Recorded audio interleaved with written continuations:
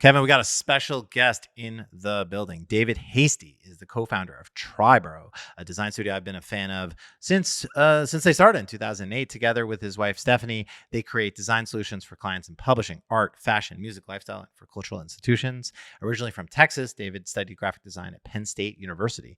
In 2002, David was named one of the top 20 designers under the age of 30 by Print Magazine. In 2005, he was named an ADC Young Gun, and his work has been featured in numerous design publications. He has received awards from AIGA Art Directors Club, the Society of Publication Designers, and many others. Welcome to the show, David.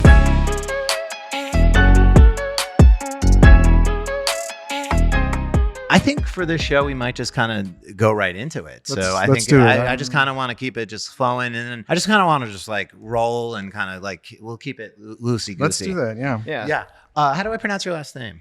It's pronounced Heasty. Heasty. Okay, Yeah. but there's an E in there. Yeah, everybody makes that mistake. Yeah. Even close friends sometimes get it wrong, and it's fine. Hasty. Fine with that. It's Hasty. Yeah. No, that's good. That's a good design sort of principle, to try to do things design. With haste. That's actually why I don't mind when people mispronounce it, because I feel like it might, because it has that sort of connotation. But I also feel like people don't use that word in common conversations much anymore, so it's kind of... Yeah, it's like an outdated kind of term, but I kind of like that about it. That's why I kind of like it. Yeah. Hasty. It's kind of unique. The spelling is unique. So we were able to get hasty.com and stuff like that. Oh, that. really? Yeah. Did you consider naming the agency Hasty never, at any point? No, never. Okay. We actually, both my partner and wife, Stefanie, and I, were not really fans of our names. Really? In that respect, of thinking about for a studio name. So we don't all have the name Center. So it's. I think you're selling yourself short. I think sort of hasty design. Hasty design. We're done with urgency. I don't know if you want to. I don't know if you necessarily want to pay for hasty design. No. Well, it's ironic because a lot of your work, I imagine, is very slow, meticulously handcrafted. I always think we're kind of fast, but but I guess, I guess there's something there, but no, actually it was never considered. So we came like too long ago to this name of Triboro, which has, if I were to come up with a name now, I probably wouldn't have picked. But really, where did it come from? Where did Triboro? There's multiple stories, and I'm not going to bore you with multiple stories, but I pick the best one. I think it had to do with just seeing that name around the neighborhood, because I had settled when I first moved here 25 years ago. I settled right away in Williamsburg, Brooklyn. Oh wow. Greenpoint, I've been in a little bit too. And there were all these businesses that were Triboro, so Triboro shelves and Triboro carpets and things like that. And I think that as I saw these businesses kind of leaving, it just seemed like kind of a cool thing to maintain some connection to the recent past by absorbing that name as a creative studio. That's pretty cool. Yeah. Talk to us about Williamsburg nice. 25 years ago. They have pickleball courts? I'm sorry, no. They had literally nothing. I usually tell people there was one sort of decent restaurant called Osnat's Dish, where you would maybe bring, if your parents came to visit, you would bring them there because the food was good there. But there wasn't really much else other than like maybe bagel places and things here and there. Wasn't there a rule that you couldn't open up like a sort of like chain store restaurant in Williamsburg? I don't know if it was a rule. I think there was definitely like when Starbucks or other places came in, it was kind of frowned upon by people. But I really shouldn't be the one to answer these questions about the sort of, those rules about the commercial rules of Williamsburg, Alex. Listen, I'm curious about Williamsburg. I moved to Williamsburg in like 2008, I think. So it was a good time. And it was definitely different. But 2000 is like even by the time I got here, it was changing already. It was dramatic. And you also think about things like the waterfront wasn't even developed at all. So you could barely access it, and so it was just completely different. But I'm actually not one of these people that kind of harkens for the old days. Like I actually feel like it's cool now in just a different way. I think if I had to pick my favorite time, it was probably around 2008. Okay, there was a kind of there were cool stores like Future Perfect and like all kinds of like kind of special little places, and it was not so expensive at that time. And then now we're kind of in the world of chains and big Hermes stores and stuff. And I mean, Future Perfect was in what is going to be the big Hermes store, so it's like it's for me, bizarre to see. But Remember that Yeah. farm and that like bike path that used to have on like Kent Avenue? Yeah, I was looking at some old pictures. So Yeah. let's get back to so you went to Penn State, and so that's so directly after school you moved to Williamsburg. yeah, I just came here. And yeah. that's when you started a design studio with your wife. No, I started that so this was 2001. I moved to Williamsburg, and then 2008 was when we started the studio, because I tried starting one earlier, but it just really was not a smart idea. I was making zero money, although there were some interesting projects, and then 2008 was like a good time, although it was an awful time. Yeah. The economy. Actually, when we started, the economy was looking fairly good. We were working for a lot of cultural clients, doing a lot of galleries and things like that. Also bands like Blonde Redhead. And then the bottom fell out, and we kind of lost all of our gallery and cultural work. And that was like when the Lifesaver came in, where we got kind of our first big client, which was Justin Timberlake, had a fashion label, and we ended up doing like everything for him for like 3 years. William Rast. William Rast, yeah. William Rast. That's a name. Yeah. You know, I'm a pop culture enthusiast, William Rast. junkie. Yeah, denim, right? Yeah, it was denim with some tailoring and some suit stuff, and it was supposed to be the concept was biker culture meets Rat Pack or something like that. Interesting. So Okay. it was sort of Frank Sinatra mixed with like the Hells Angels. This And, is early in the sort of celebrity brand extension. I think a little bit. think so, and it was his brand. It wasn't like that he was just kind of coming in and being, you know, an established brand and then being sort of the salesman or whatever. He was. It was really his brand that he started with, like a friend, a longtime childhood friend. That's right. I remember this. Yeah. So, yeah, and that was interesting. So that kind of kept us afloat for the first couple of years as we started to kind of get the studio a little more notoriety, and then things were better with the economy, and then everything was good after that, you know. But How skinny were the jeans in 08? both that you were wearing and well, that I you were always working wear on. skinny jeans, so Yeah. that I'm wearing them now. And William Rast. and even if the change happens where we all go back to baggy, which I guess has happened, Yeah. I think we're on our way back to skinny I'm, now. I'm not going away from skinny jeans. I think you're ahead of trend, because I think the baggy pants are sort of on the way out. Are they? Yeah. Oh, So you're going to be. I only base my knowledge on walking around a few blocks of Williamsburg. So I am glad that mustaches are back. So I got one of those on growth All right. right now. That's exciting. And so you formed this with your wife. I did, yeah. And are you both designers?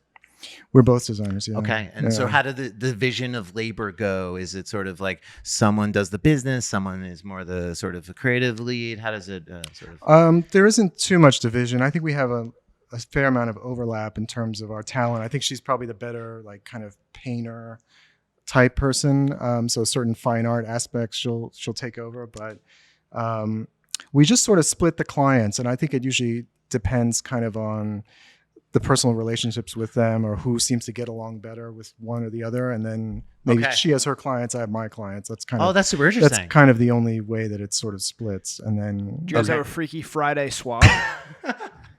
no, it's kind of a fun idea.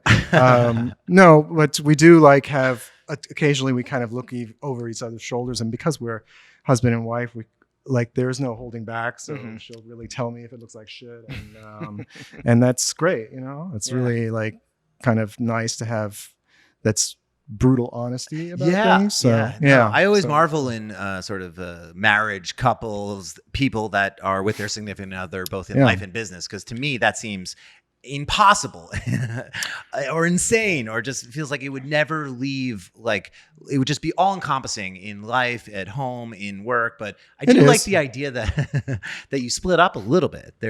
Yeah, I think otherwise we would go nuts if we were constantly like tripping over each other or stepping on each other's toes. Do other people do that? Did you learn that from someone else, or is just? Well, it does seem like there are a lot of husband and wife design teams out there, and there certainly were. Like when we were starting, there seemed to be enough that it felt like something you could do, but it wasn't like that we did it in a way like this is the way we want to do it. It was just kind of like it worked out that way. We were both kind of dissatisfied with our jobs or whatever at that moment, and then it just seemed to make sense to combine forces and work together because we loved each other. No, that makes it sense. worked. It worked pretty well. Yeah. And so William Rast is the first, sort of client and sort of the thing that got the business kind of moving. Yeah. Did more NSYNC members or boy band people start coming looking for denim brands? Sadly not, I guess. Yeah. And it was, it was definitely an interesting moment and client to have at that moment, because it was kind of like I don't, hopefully he doesn't take offense at this, but it was sort of like the peak of his career. He had just done the Timberland. I think that's fair. I think that's very fair. He was huge. He was absolutely oh huge my God, he was at that massive, time. Yeah. So to be involved and working with him was great. It was like fantastic. Yeah, wasn't Man of the Woods. That wasn't the highlight. So that was that album, I think. I never or even the to that. last one. I didn't listen to forget. that one. Yeah, it's been tough for him. But it was what were good. the projects outside of sort of that came next? And wow, it's kind of a blur. 'Cause it's a bit back there. So we've been around 17 years now. So we're kind of that was sort of ancient history. But I think we started getting calls from places like Nike and Google. We've kind of worked with for many years as well. So there were those things that were happening. When we started the studio, we had a clear sort of desire to always have the kind of mix of projects in the studio. So like even after we had completed some of the William Rast stuff, we started to get calls from sort of denim brands and things. Sure. And we were like, this is not what we want to do. Like as a kind of strategy, like we anyway don't want to specialize in one thing, but we certainly don't want to just do denim brands.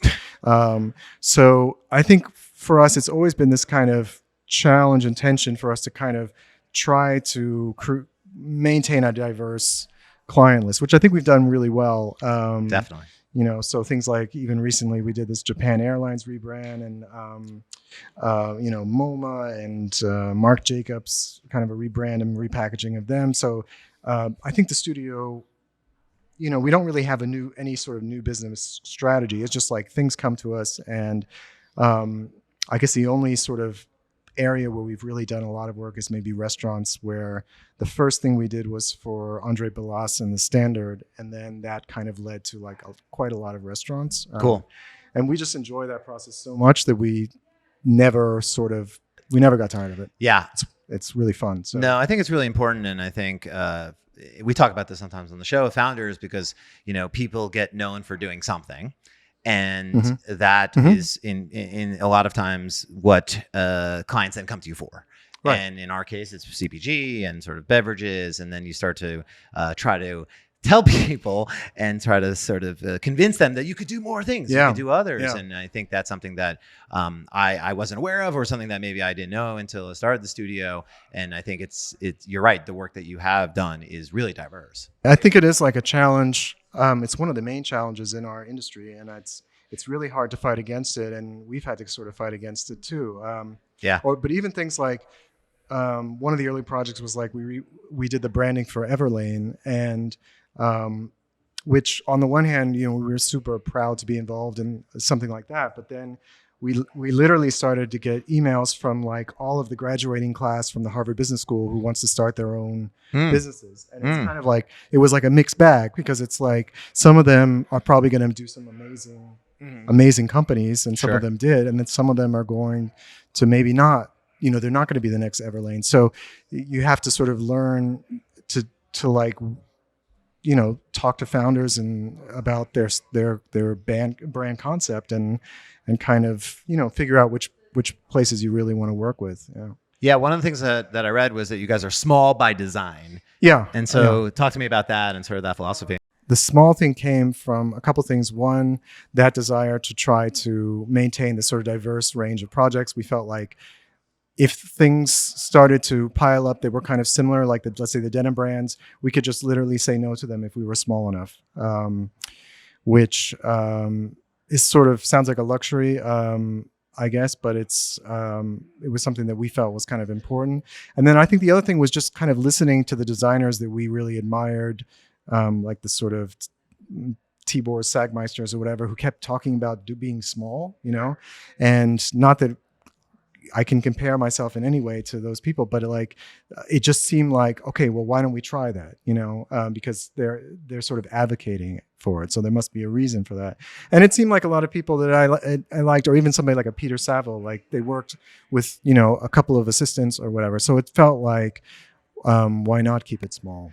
Yeah, there's that great quote that's like, the hardest part about growing a design studio is not growing. Yeah, but I can see how it's like a real challenge, because then, size matters, and we have been in situations kind of even in recent years where, like with RFPs and stuff, where we're competing against much bigger firms, and sometimes it works out and sometimes it doesn't. Maybe even a lot of times it doesn't, if they're looking for a large studio, but I think there's been kind of a sea change in, like, even you get those RFPs. I think there's an interest from various brands, for whatever reason, that they kind of have this wide range of types of studios that they're talking to. Totally. You find that? Yeah, 100%. I think that's happening way more now. But also, Yeah. I think, again, like you mentioned, Nike came to you guys in the sort of early days. And I imagine the studio wasn't massive at that time, right? No. It was, it was also small. But, and the first one we did was this Nike NYC project. Which I really want to talk about that. Okay. Yeah. That was fairly early on. So it probably makes sense. Like if we are going chronologically, like we could talk about that. Yeah. It was. What did how it do you wanna talk feel about like? So I guess Yeah. So my first introduction to Triboro as a young designer was when I went to a store and I saw an Nike neon sign that switched between Nike and NYC. Yeah. And it, like, my young design brain just like exploded. And then like I was like, wait a minute, it's an NYC inside of the Nike. And then I looked it up, and then I saw that you guys had done it, and there was sort of this whiteout version of it. Yeah. Were you the one that created that? And what did that feeling feel like to discover that? I imagine that's the highest, the best drug on planet Earth, to find a solution like that inside of an idea. Yeah, it's interesting that you say that, because it really is for me, I think my favorite moment of the studio was that moment. And maybe it's telling that it's so transparent to an outsider that would be the case. It was a dream project. It started as a dream project because they also came to us with this brief of that they wanted to find a logo for the city of New York for Nike. And I think the feeling was that, we would explore different typographic kind of alternatives, and like, and we actually did. We showed up like lots of different versions of, it can be this kind of a typeface, it can be this and that. And we hit on one of the directions that we showed them was this idea of, well, the name is hidden right in your name. It's right there. And the argument for it was, there's, in the landscape of New York City, there's so many versions of NYC in New York City done typographically in different ways, that if you would do Nike NYC in this way that fuses these things together, it's going to be way more powerful. And they didn't really need any convincing. Like they were like kind of floored. And I think what was actually super surprising to us was there was a lot of red tape internally to actually kind of get it approved. The creative team was like 100% for it and supporting it. But there was some pushback from lawyers and things like that for sort of obvious reasons. Yeah, for sure. Because we were sort of manipulating the logo. Yeah. So there were some real hurdles that the creative team really pushed through and made it a reality. And the project for us was then kind of coming up with a lot of different concepts around that concept. So first we identified it and designed it, and then we showed them like, I don't know what it was, maybe like 20 different, like, here's what you can do with it. You can do a neon sign that goes back and forth. You can do the whiteout. Like you said, it was like a t-shirt that was painted over. Yeah. Hats where we like ripped out the stitching, and the whole concept where we were going with it was this idea of like the DIY aspect of it. Like, not only is it that you are reappropriating or whatever the Nike logo to become New York City, but it's also that you yourself can do it. You can take your own t-shirt, the old Nike logo t-shirt, and you can kind of make it your own. And what they did was they also went to their sort of apparel teams and did things like that. They tried to kind of make that apparent even from the stuff that they produced. And they did an amazing job. And then a lot of agencies came along who also did other things with this concept. So it was it remains probably my favorite project. I would say. Absolutely incredible, and certainly something to be proud of. And I think honestly that high of feeling when you nail something or you see it and you're like, wait a minute, that's the answer. It's inside of the logo. Yeah. I imagine that feeling, the only second best feeling is for them to actually go with it, because I could totally see a world where they're like, you're kind of messing with the sort of iconic mark, and having worked for an iconic brand. Especially back then, like people were more precious, I think, with icons and marks, and less, more so today where things are a little bit, you can have more fun with logos and brands. Totally. I think we were shocked that the whole thing happened the way it did, and it went very smoothly, and they were great to work with. So it was fantastic. Do you have a hat? Do you have 20 hats? Do you have all the merch? I think we have 3 hats or 4 maybe. We have a fair amount of merch. Yeah.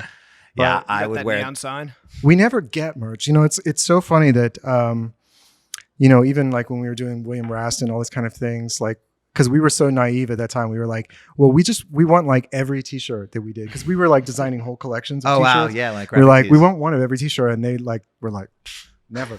And I found over the years, I get no swag. Like if somebody puts my logo on a tote bag, they like give it away at a event, and I'm like, where's my tote? Yeah, can I get one? And they're like, oh no, we gave them away for free. And I'm like, but what? I made that logo.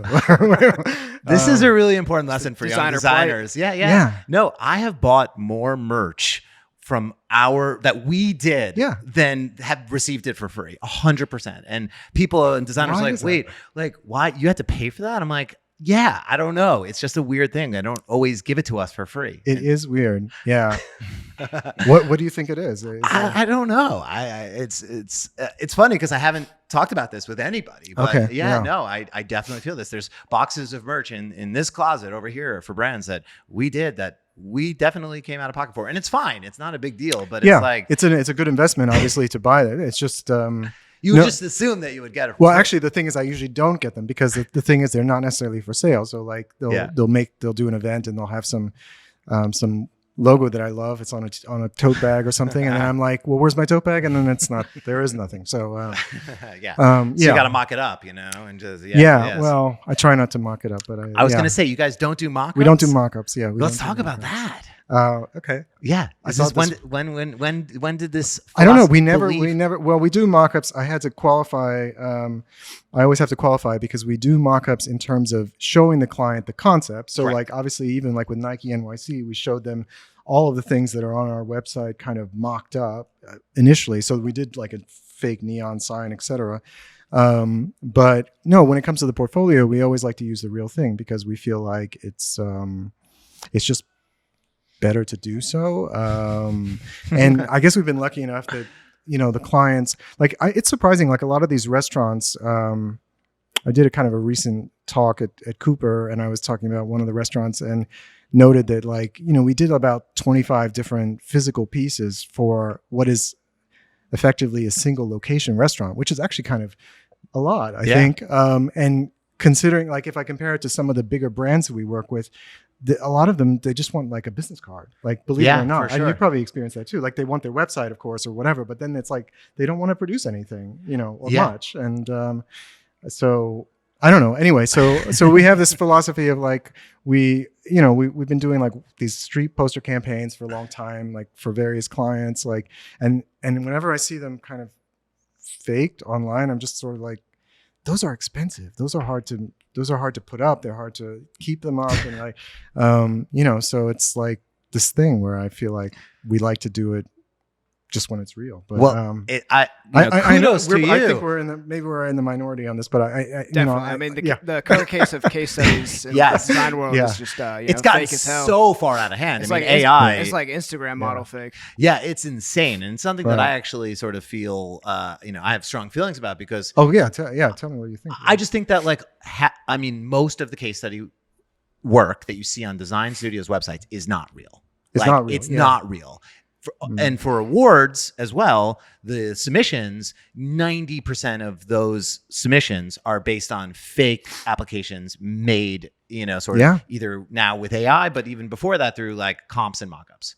Yeah, I think I think it's weird that there's not more of a broader discussion about it, because obviously that dynamic you just described, it changes the whole industry. And then what I've been calling it's like a arms race, because basically if this person has 75 images in their case study and 74 of them aren't real, then suddenly I'm competing against that with my real stuff. So what I've decided to do is probably not the right business move in some ways, but it's just something that we've kind of got used to. But yeah, it did kind of stem a little bit. I was talking to somebody, I'm not going to name who this is or even the agency, but I was talking to somebody who did a project that was one of my favorite projects of all time. And I said, wow, it's amazing. I love it. And they said, it's like 98% fake. Yeah. No.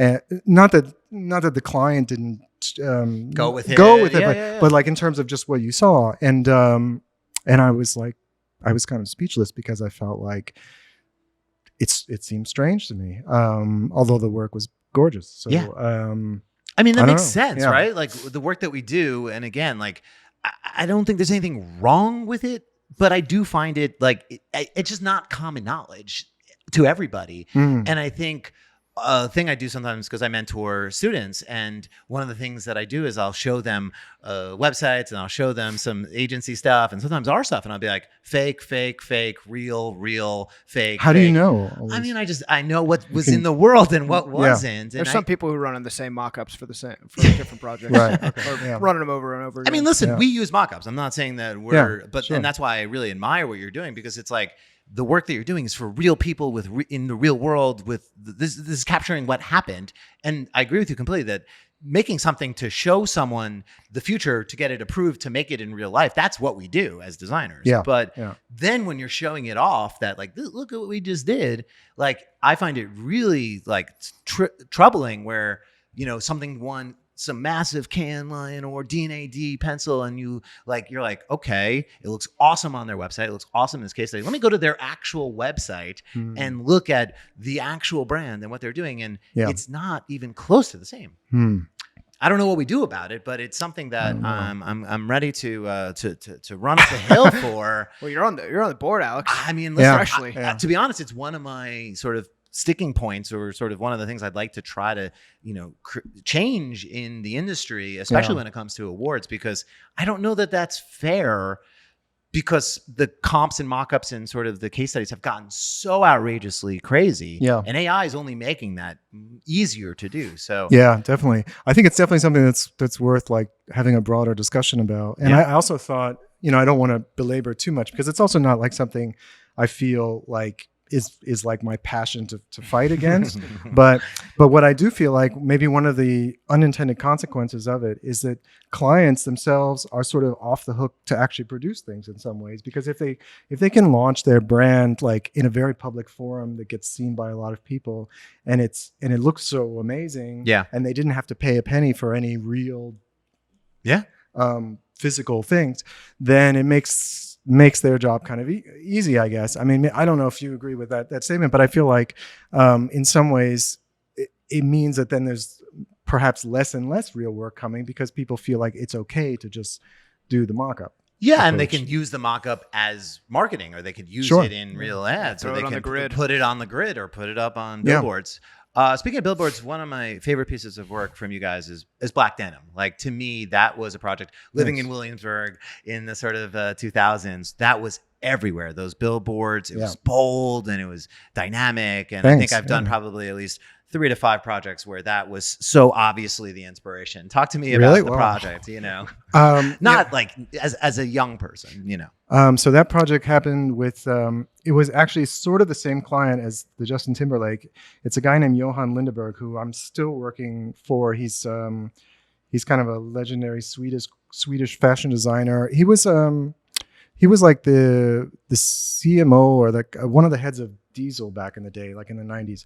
And anyway, so he was starting a new brand. He has a brand called J. Lindeberg. He was starting a new brand called Black Denim.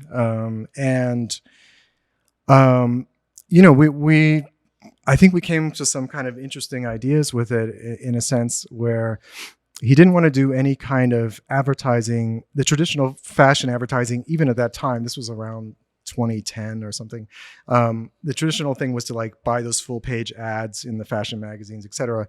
And he said, no, we should do something completely different. So we decided to use like the street and Instagram, which was at that time like pretty much brand new. Yeah. And he has a lot of sort of what were then not even called influencers, but he has a lot of kind of influencer friends, Giselle Bündchen and all these various people. And then, so it was just that. It was just like Instagram and street. And then the thing with the street, so we did all the graphic design. And I think the thing that we came up with the street was we did this checkerboard thing where the logo was always the same. And then we would swap out what was the white of the checkerboard with something else. And I think the idea was to make it so repetitive that people, even if they would never set foot in a Black Denim store or whatever, they would just be so like, it would be so ingrained. And we would take we would get whole blocks of the city of just like Black Denim, which was crazy.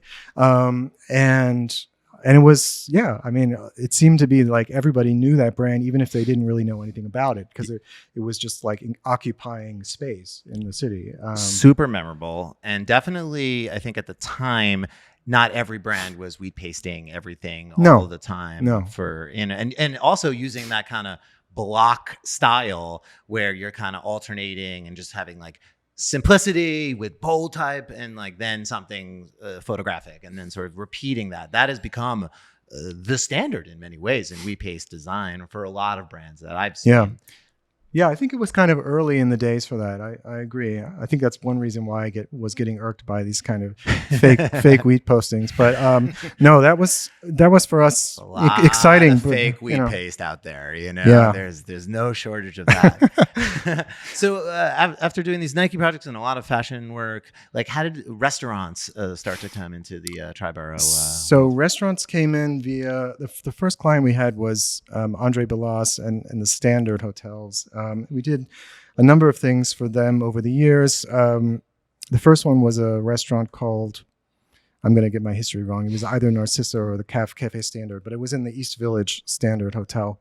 And with restaurants, we also had kind of a clear POV, I felt like, where the sort of aesthetic at the time was very dominated by the kind of like a couple of really great designers like Luis Fili and Matteo Bologna, who we really looked up to, and they were doing this work that was very historical based, gorgeous work.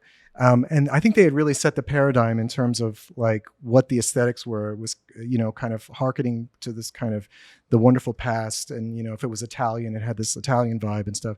And we were sort of feeling like we have to try to do something perhaps a little bit different. So like the first restaurant was Narcissa. And the idea was, if you've seen it, I mean, it's very much like blotchy paint. It's very freeform and stuff. But it was like a Michelin star restaurant. So I think the idea was kind of like to try to not be too serious, to try to not be too precious, and kind of introduce a language that it's a little bit more free. So I don't know how much we want to talk about restaurants. I could go on forever about like the various restaurants, but I think we just wanted to like make it like surprising in some ways. With all of them. I think we were talking about it a little bit before we started recording, which is, restaurants, a lot like CPG, like there's this sort of new freedom to have fun and to make design work and identity work that, it doesn't take itself too seriously. Even if it's a restaurant that is, sort of $4 signs and winning Michelin stars, like it can still have a visual language that is playful and maybe sometimes hand drawn. And I don't know that you have to have classy, elegant serif typography because your steak costs $100. Yeah, I think everything's been blown wide open like in the last years. I don't know when it started, but I feel like, the stuff that you do with CPG and, when you think about these brands like Graza. I mean, I looked at you told me to look at the Gander one, and I was very intimidated by that podcast because I was like, this is like Tarantino level banter going on here. I'm going to get on this podcast and I'm going to be like, do you do magic? Is that's the only thing we need to ask. No. But anyway, sorry, going back to the topic.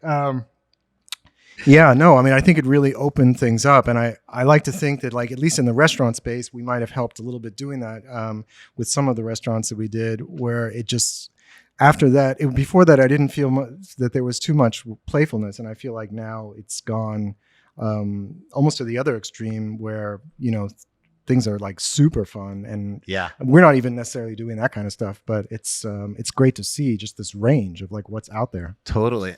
There's a lot of great work out there. Yeah, no, I mean, in all categories. And I think that's what's fun about, sort of this moment is that people value design, but also there's people are willing to take chances because they have to, and they have to be bold and memorable.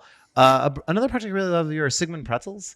Oh wow! Yeah, it's another throwback. Yeah, yeah, it's a throwback. Yeah, what is about that? I just feel like it's one of those iconic brands that is sort of found that sort of sweet spot between feeling sort of heritage, but also feeling timeless. And maybe it's that incredible type and the word mark, but also some of the work that you guys did and sort of the minimalist energy that was brought to some of the poster design, some of the other stuff. Yeah.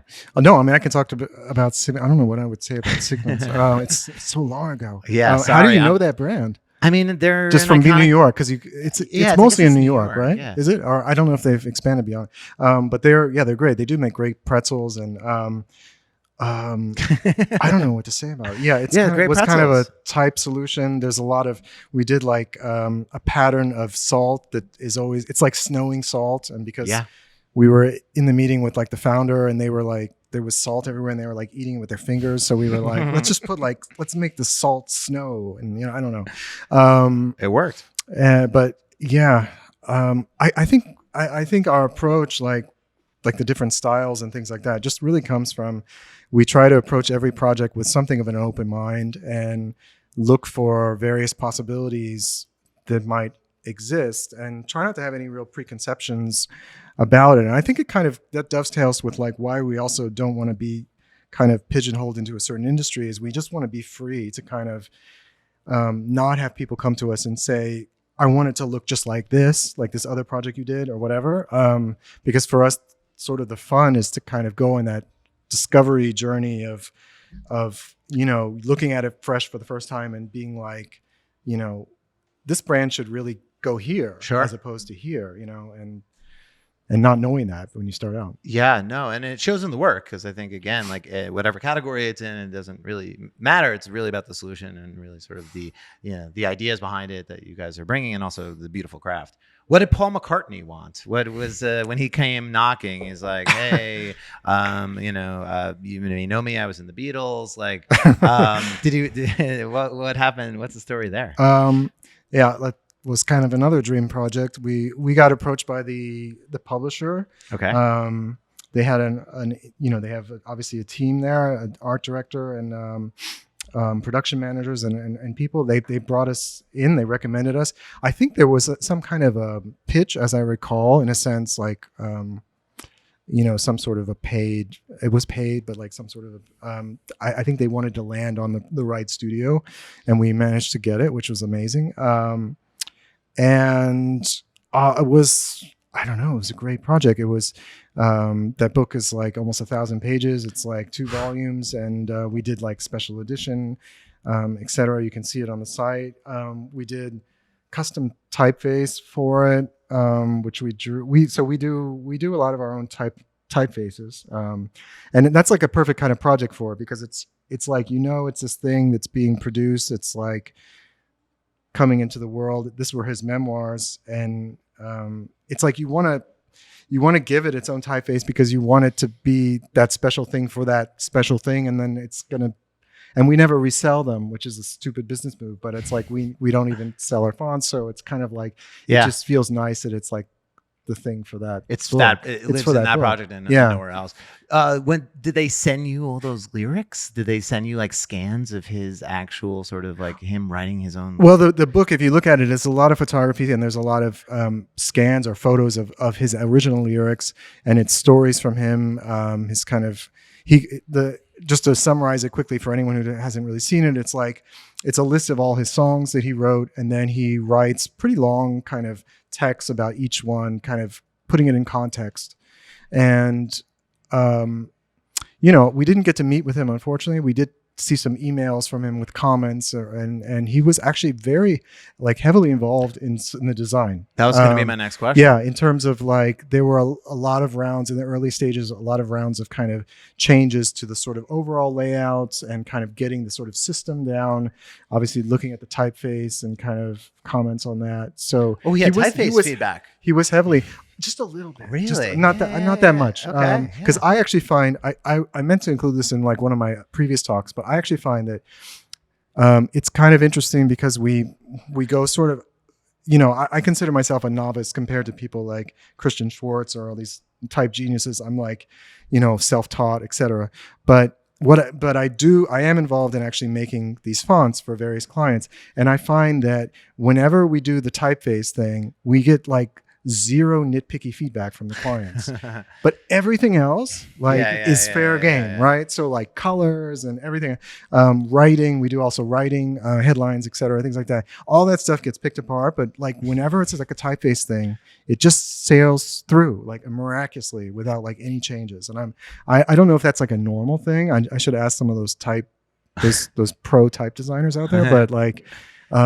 Maybe because they don't have the reference or the language to maybe critique it. I mean, I think typography is a tough thing to criticize, where maybe color or other things. I guess, but it's made me think I picked the wrong profession, because I feel like if I need to be doing that, because there literally is like, they just say, I love it. And I think the type foundries have to deal with us, the design studios that do have feedback. Yes, that would be tough. Yes, no, I would be tough. Yeah, yeah. So, Paul, what was Paul's feedback? He was just like, make these counters a little tighter. To be honest, I don't. No, it wasn't that detailed. To be honest, I can't. I wish I could remember, but I think it probably had something to do with maybe the weight of it or something. It wasn't like it didn't get too detailed, maybe. But that's what I mean. That's why I said it. It's kind of like it's usually kind of. Either they don't like it at all, maybe, or they just love it, and there's no further discussion about it. You also did Prince as well, too. No, with Prince it was different because he had already died. So he wasn't as involved. So he was not. Yes. Yeah, I know. It was really unfortunate. And it was also unfortunate that he didn't finish his memoirs. So we had, I think, kind of a first, basically like a first chapter, and then the publisher.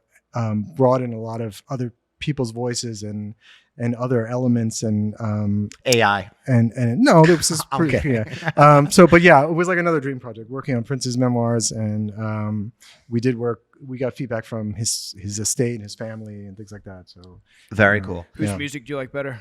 I would say I'm more of a McCartney Beatles fan. I also like the older McCartney. The latter McCartney stuff too, like Band on the Run and Wings, and I like. I really love McCartney. So that was like I just couldn't believe it when we heard about it. It was mind blowing. Yeah. Yeah. No, I mean, those are the kind of dream things you, as a young designer, sort of studying at Penn State, right? You said, it's like to be able to work with Paul McCartney or to do Prince's memoir or Nike or any of this. It's unfathomable. I mean, throughout the whole career, it's like you never could believe any of these things. But I was actually talking to some students, I think, recently, and I was talking about how when I came to Penn State, like the first day, they had a little exhibition going on. And the most famous Penn Stater, I guess, would be Chip Kidd. Chip Kidd's work. Yeah. And they had kind of a little mini exhibition of his work there. And so the first day I walk in, and they're sitting there is like the cover of Jurassic Park, which was iconic. My favorite book, probably, being a teenager, et cetera. And I think exposure to those kind of things early on really changes your perception of like what this industry can be, because it really gives you a sense right away. Because I was going in there thinking like, I'm going to probably do some little brochures when I grow up, and then just immediately seeing that book just completely transformed the perception of like, you can actually do big things, hopefully, if you're lucky. And so I try to tell that to like students, because I think it's really they need to keep that in mind. But nowadays the students actually know a lot more than I certainly did as a student. They actually know all that stuff, but they smile politely and listen to me. So before we get you out of here, 17 years later, how do you keep the enthusiasm, sort of how do you keep it fresh? How do you keep it exciting? Asking for a friend in year 7, Oh, I don't know. What does anybody do? I don't know. Just keep going. Just keep swimming. Yeah, I mean, I think that I just think that you always hope that the interesting projects keep coming, and then and that's enough usually to just kind of get you stoked and excited about things. I think keeping it small, though, I mean, as talking about myself here for a second, I do agree with you that if you want to do the work that you love, it is a sort of helpful way to be able to do that, in my opinion. And so that you can really find those projects that really speak to you and do the work that really lights you up and is in the industries that excite you outside of work. And so I definitely have given that a lot of thought. And I feel like that's something that is part of, your philosophies or your principles. You have 1, do good work. You've done it. 2, design for all industries. Also have done it. Tried. Yeah. 3, avoid assholes. Have you been able to do that? That seems tough. Well, it's not always possible, but I think I think that just comes with experience a little bit. It's hard to do that when we were young and new to the industry, but I guess our radar has gotten a little bit better over the years. Finding them out, yeah. It sounds like you might have had some experiences in the early days that we don't need to get into. I think everybody, we all have these things, and then I also want not us, and maybe sometimes we were at fault. Who knows? Like, I don't know. There's obviously sometimes the working relationships don't gel the way that you wish they would. So c'est la vie, then you kind of part ways, and then everything is fine. But yeah, I think we've tried to avoid problems. Yeah. Number 4, future-proof our careers. How do we do that? Okay, that I have no idea. Like that seemed. Hey, you've been doing it though, 17 years. Yeah, I mean, so our feeling was just kind of like what I've already said ad nauseum, just kind of maintain a variety of projects that somehow, and kind of mix it up in terms of branding versus typography versus all these other things. But now with AI, it's like a big question mark for me. I don't know exactly, I felt pretty confident starting the studio, like how to future proof, but now with AI, it's like, that's a whole other thing to think about. Are you using AI in your work? We're not really using it yet. I think Stefanie did some stuff in terms of like translations and more like, verbiage word stuff. So we haven't really used it for visuals yet, but it's interesting. It's definitely interesting. But lots of conversation, none on this podcast. We're an AI free zone. Well, there's just so much, like when you go on LinkedIn, it's like it's just all AI. And like I at some point we're gonna like just tone it down, right? I mean, we can't only hear about it. I just don't understand why everyone is, I mean, I get it. It's transforming our industry, and it's important. I get that. It's not that it's not important. It's just I'm tired of talking about it. Genuinely. It's like we need other things too. I don't know that we need to just give it that much airspace. Just be like, embrace it, welcome it, use it, and let's keep it moving. And the last one is stay small, which we've talked about here. And how small is small? What's the perfect number for you guys? Well, like I'm open to. So what we do is we have the kind of 2 main partners are always involved in kind of we have our, like I said, we have our own clients, et cetera. And then we bring on freelancers as we need them. Okay. So we do that. But that's just kind of the way it's been. We never kind of had like a permanent big team beyond that. And it's not really that I'm to be honest, against that either. It's just somehow has always worked this way for us. Well, it's worked for you, and I think that's again, that's something that I think about a lot, and people talk about it. What do you want? What are your plans? I like 10. 10 is good for us. You're 10 right now. Yeah, we're 10. Yeah, I think 10 is a great size. It's perfect, and I think you can do big projects like that. That's what I think. But it's still small. Yeah, still small, but big enough to do things that maybe small can't. But I also don't finding freelancers for projects, like while there's so many studios that do that and do that successfully, I find that to be challenging because you're basically like a recruiter hiring and constantly trying to bring people in and out. It just feels I like the culture and the team and the camaraderie of well, people. I mean, to be honest, we use a lot of the same people over and over because one, that we like them, that they're good, and then other times and also because I'm just can't fathom like looking outside and looking. I mean, there's just so many good people out there, and we get contacted. I'm sure you too. You get contacted by a lot of these talented young designers. And we love them all, and we wish we could hire you all. And you're so talented. I know. But it's there's only so many sort of chairs. When are the kids joining the family business? Yeah, good. Question, Kevin. Well, we've got them started on like drawing things, and that's good.